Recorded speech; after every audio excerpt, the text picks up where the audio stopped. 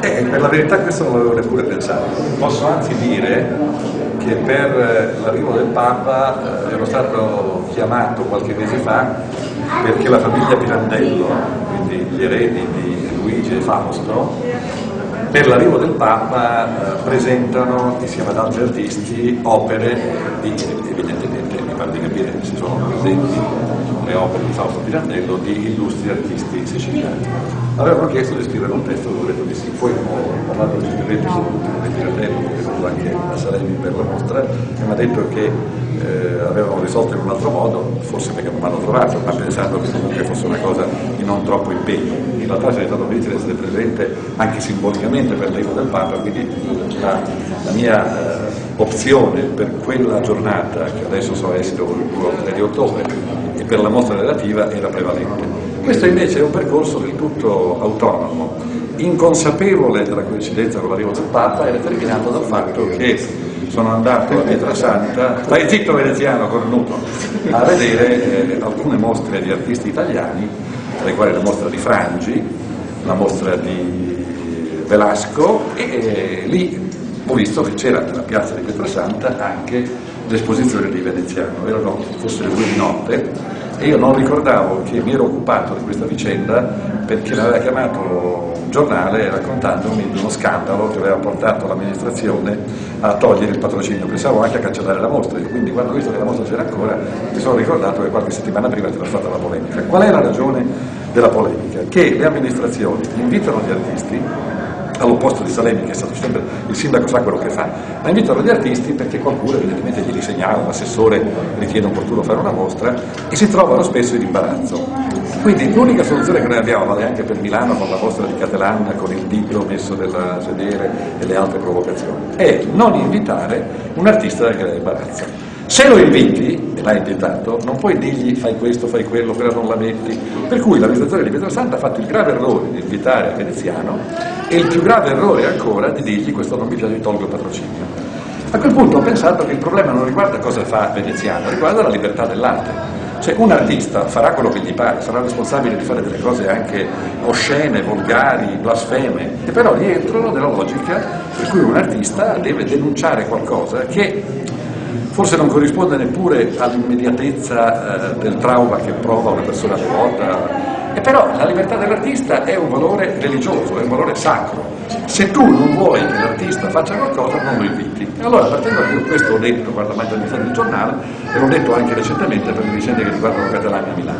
Ora ho pensato, vedendo la mostra però, non solo confermo quello che pensavo rispetto ai limiti della censura, ma non mi pare neppure che sia così scandaloso. Mi è venuto in mente allora quando il vescovo di Forlì mi ha chiamato qualche anno fa per dirmi io vorrei un consiglio da lei. C'è una mostra d'arte contemporanea nelle sale del comune e c'è una stanza dove c'è un video in cui si vede una persona nuda che si masturba per un quarto d'ora.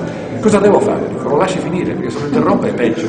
Non intendevo dire che avrebbe interrotto un piacere erotico, intendevo dire che se avesse fatto una censura avrebbero parlato tutti nella lista, eccola, cioè qualunque censura serve all'artista, è sbagliato farla, la vera censura è il silenzio, non dire niente, non fare niente, aspettare che i cittadini vedano e con il loro autonomo giudizio di adulti si può magari vietare i 18 anni, potremmo fare questo in questa mostra se qualcuno pensasse che c'è, però nel momento in cui uno ha la maturità di giudicare non ha bisogno che arrivi il vescovo, il sindaco, l'assessore a dire no, dice mi piace, non mi piace, va via. Allora in quel caso l'assenza di censura può determinare anche un grave pregiudizio morale nei confronti dell'autore, cioè la persona individualmente lo guarda con raccapriccio, lo guarda, e questo deve essergli consentito però, altrimenti non faremo un museo dell'arte. Allora ho pensato a questo, io lo invito, le opere non mi sembrano ovviamente scandalose, hanno un aspetto giocoso, provocatorio, d'altra parte nell'edicolo io trovo Diabolic, si compra Diabolic e si legge Diabolic,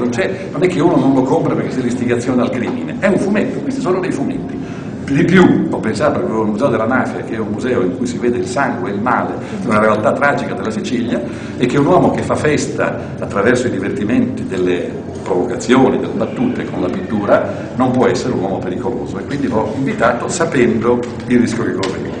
Non mi pare che ci sia un grande rischio, però per essere sicuro di non aver fatto un errore ho interrogato il sindaco di Salemi, Cascio, che fu sindaco dopo il terremoto, è stato sindaco per molto tempo ed è un signore che avrà almeno, credo, 20 anni più di me, o 30 anni più di me. è democristiano. Che cosa ne è? Ecco, è bene che lui lo venga a dire. Cioè, immaginiamo che il sindaco sia lui, che lui, quindi non sia un sindaco moderno, quel provocatore di Sgarbi, quello stronzo di Sgarbi, e sentiamo invece un sindaco normale. Ho detto poco fa che sono ammirato e piacevolmente impressionato dalla sensibilità di questo artista, e non vedo niente negativo. Tra l'altro nell'arte, dicevo, le esasperazioni a volte che rasentano il Palazzo Spegno sono inquadrate nell'ambito della manifestazione artistica, non interferiscono con la realtà. Questo ho detto. Questo dice il sindaco, è molto diverso da me. Io ho terminato, mica mi sono d'accordo. Due cose devo dire, che in tutte le chiese, dagli Scrovegni alla Cappella Sistina, si vede il demonio rappresentato anche in maniera trionfante, e non è peggio di Hitler, non sarà peggio del diavolo. La Chiesa ha sempre ospitato nei suoi edifici il male è contestuale alla Chiesa stessa per batterlo. Quindi mi pare che oggi rappresentare Hitler non sia una provocazione più grave che non mettere il demonio che accoglie le anime dannate dell'inferno. Quindi questo mi sembra il primo dato. Il secondo invece è che c'è una ragione per cui possiamo dire, e almeno due persone possono dire, che Veneziano è uno stronzo in senso tecnico. Stronzo in senso, dicevo l'altra sera in televisione, non è un'offesa, vuol dire che qualcuno fa il danno altrui e il vantaggio proprio. Quindi, non so, tuo marito di cornifica è uno stronzo, ma non è che di per sé sia una cosa negativa, cioè non è una natura negativa, è una condizione transitoria, quando si comporta bene non lo è. Perché cosa ha fatto Veneziano? Ha completamente oscurato gli altri due pittori, perché questa è l'occasione con cui la Fondazione Mediterraneo, il comune di Spoleto insieme al comune di Salemi fanno iniziative a gemellaggio. Le mostre di Spoleto sono arrivate in due tranche, la prima parte sono la mostra di Arrivabene, la mostra di Sommarì e la mostra di Fals, e la seconda parte doveva inaugurarsi oggi con la mostra di Carmelo Giallo e di Giovanni Iudice. È arrivato questo stronzo e di quei due non parla nessuno. Questa è la cosa veramente grave. Questa è la cosa veramente grave, perché andiamo adesso a vedere al castello le mostre degli altri.